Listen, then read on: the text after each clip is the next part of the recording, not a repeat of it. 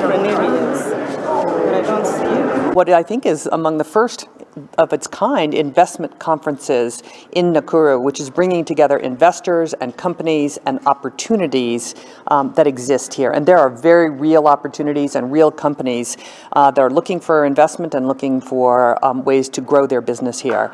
And in my view, this is all about creating good jobs. Good jobs in new sectors, some jobs in old sectors like pyrethrum that the governor is bringing back, like potatoes that the governor is bringing. So delighted to be of help and, delighted that she is telling the story of Nakuru. Yes, well, there is a new company called Kentegra, which is an American company. Kentegra stands for Kenya Integrity.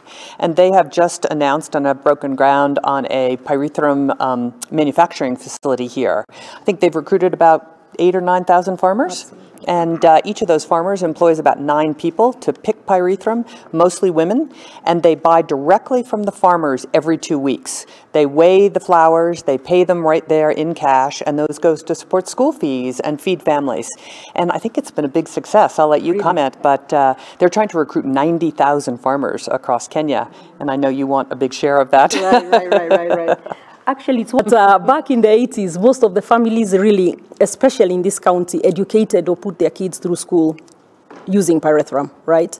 And then for a time there, from the 90s to the 2000s and all that, it kind of died slowly.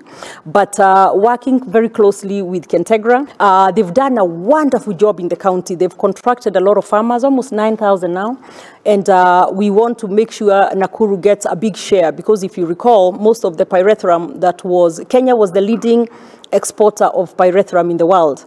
And out of that pyrethrum, 80% came from Nakuru County. So we want to take ourselves back there, and you really can see how much it changes the lives of our farmers. And this is small-scale farmers at that.